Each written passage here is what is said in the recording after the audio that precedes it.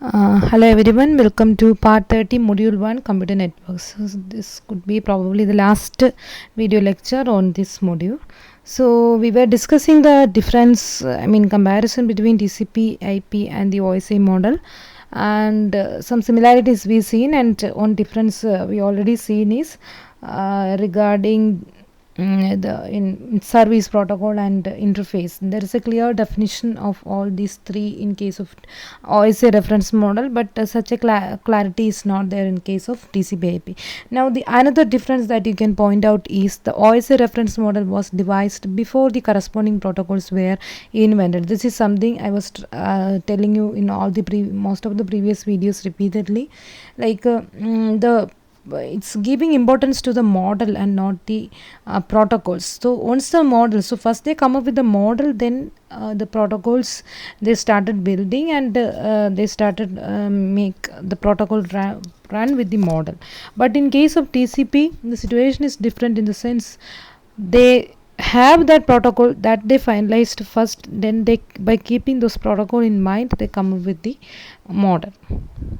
So this ordering mean that the model was not biased towards any particular set of protocols. So that makes it general, right? So that is the main attraction of OSI reference model.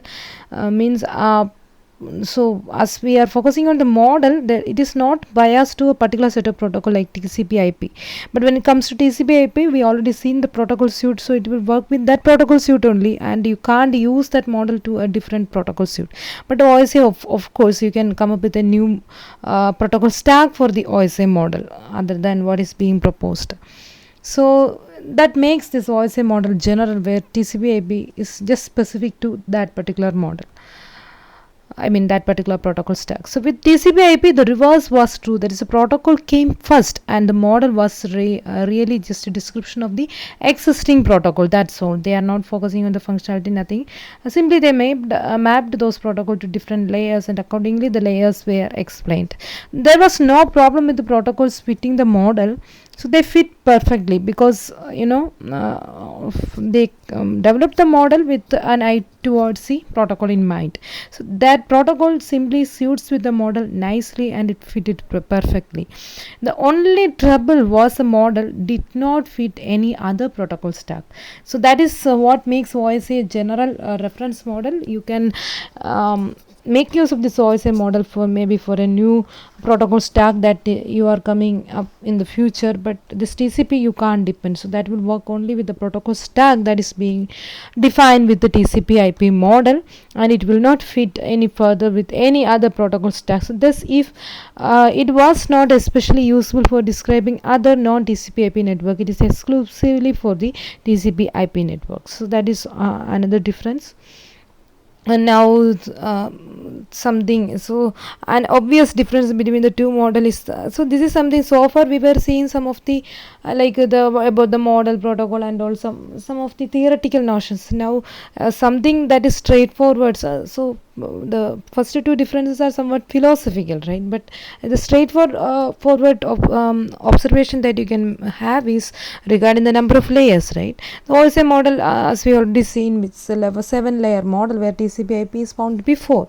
Again, this is the concept that is being explained in Tannenbaum, but in some textbook and some situation they were considering physical layer also part of it, and accordingly they were telling it as 5. But anyway, that session and presentation were absent in both cases, that you can highlight.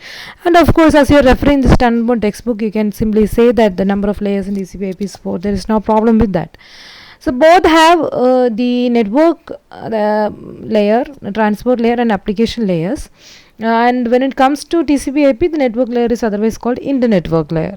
Yeah, that's all. But the other layers are different in the sense the session, presentation, those things were absent, or they were exclusively handled in OSI but not in TCP physical layer. So like the differences were there, but when it comes to network, transport, and application, that were found to be same in both cases. Similarly, that link layer also, in OSI it is specifically focusing on some set of function, but in TCP it is something that is to do something more, like that physical layer is also getting part of the link layer, as there is no separate physical layer. So accordingly its functionality will vary. So another difference is about the connectionless and connection oriented service being provided by both of them. For example, if you are looking at the OSI reference model, the both connectionless and connection oriented communication they are discussed in the network layer, if you see that closely, but only connection oriented communication is highlighted in the transport layer where it counts because the transport service is visible to the user. So this is something you have to remember, but means when I discussed that OSI reference model, so that was a mistake I made actually. I was having that TCP/IP also in my mind, and some of the concepts of TCP/IP I explained along when I'm explaining OSI reference model. Like when I discuss the transport layer, I was telling you about the connection oriented and connection less variation of the transport layer, but that is exclusively happened in TCP/IP model only. In OSI layer, OSI model, if you are looking at closely, they were discussing about the connection oriented transport layer only, but the notion of connection orientedness and connectionlessness they were explaining in the network layer. So network layer they have a connection oriented and connectionless concept, but in transport layer only connection oriented, because it is something that is dealing with the user, like end to end service, that is connection oriented. In that way they were present in the transport layer. Network layer they are discussing the variation like connectionless and connection oriented, that you please remember at this point. Even though I explained somewhat, so when I tried to explain that OSI reference model, some kind of overlap I made with TCP/IP, that was a mistake, but now you clearly understand. So this is how network connection orientedness, connectionless was explained in both model. But when it comes to TCP/IP model, that supports only one mode in the network layer, but both in the transfer is just opposite. So in transport layer, connection oriented service being provided by TCP and connectionless service being provided by UDP, and network layer just the IP protocol, which is a connectionless protocol. So when we discussed TCP/IP model, I think this point will be very clear for you, but when I discussed that OSI model, I made some kind of overlapping, so that may confuse you. But remember, even though something different is there in your mind, exclusively that connection oriented connectionless concept in transport layer, and network layer only connectionless in case of TCP/IP. But just opposite to that, in network layer we have a connection oriented and connectionless concept in OSI model, and in transport layer we have in OSI describe transport layer as a connection oriented layer. Okay, I hope it is clear.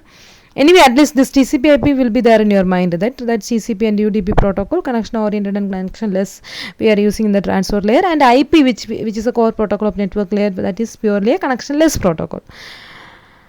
Yeah, and that about it. But somewhat different is what is happening in OSI mode. So this also you can highlight as a difference. So the choice is especially important for simple request response protocol, like whether you want TCP or UDP in case of transport layer. It depends on the type of application we are using.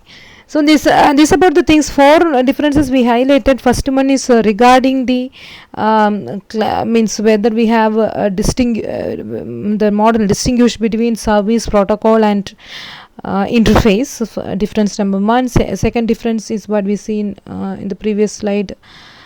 Whether the model came first or the protocol came first, that in TCP protocol then model, in OSI reference model then protocol. So that one. And third difference regarding the number of layers, and fourth difference, if you want you can highlight that presence of session layer and presentation layer in OSI but not in UDP, that you can highlight. And fifth difference you can point out as regarding the connection lessness and connection oriented service, that is just provided in a opposite way. But if you want you can highlight more things. What about many things you can add, like OSI, what about its origin, how it come up with TCP/IP, something that came along with the ARPANET, those things also you can highlight. And regarding their expansion, why the name OSI, the open system, because it is dealing with the connection of how the communication is happening among open system, that is which are ready to communicate with the network. TCP/IP, it's named after the core protocols of that model, that is the transport layer core protocol TCP and the network layer core protocol IP. So in that way, depending on the mark, you can add more things, and you can give some diagrammatic representation regarding the layers, and also just look at the mark and accordingly you please answer.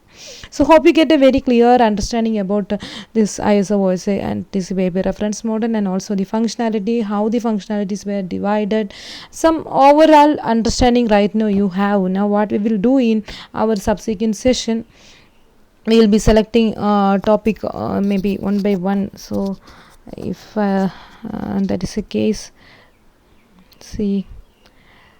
let's see the syllabus, just have a look into it.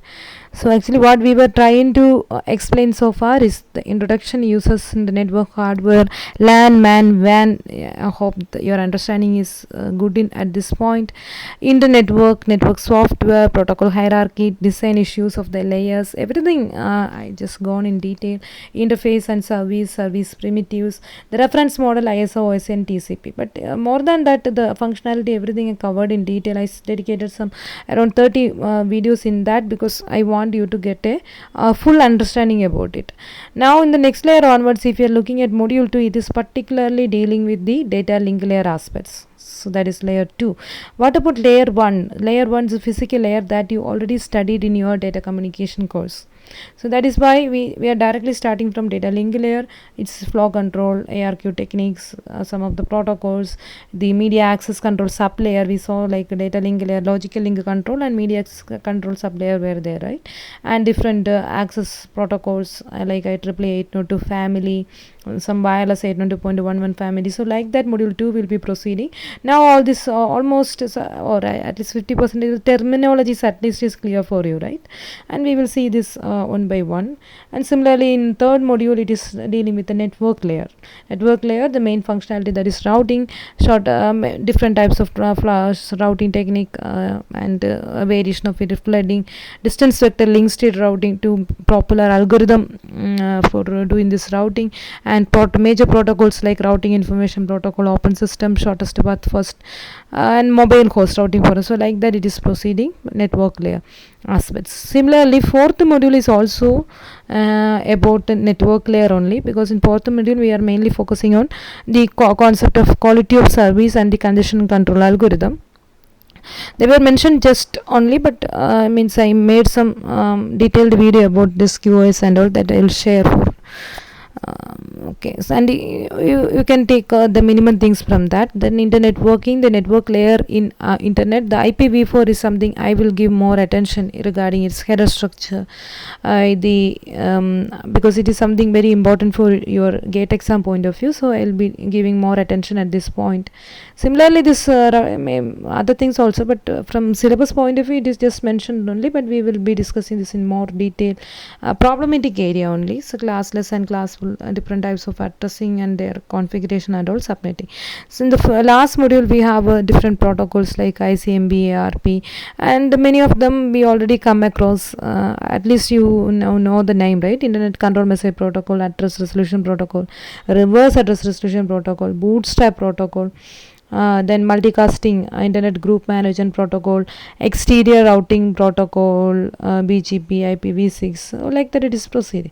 So transport layer, we have a TCP and UDP. Application layer, the FTP, DNS, electronic mail, and these things also something known to you. So accordingly, as depending on the time, we will see more into this.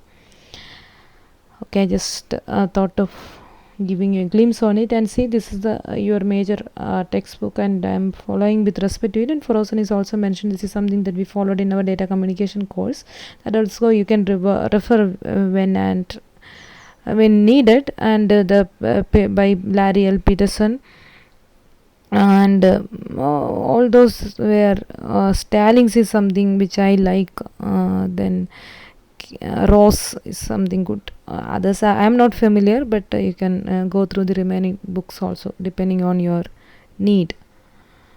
So that about it, and yes, thank you. If you have any doubt from this module 1 as a whole, you can clarify it in our discussion class. Thank you.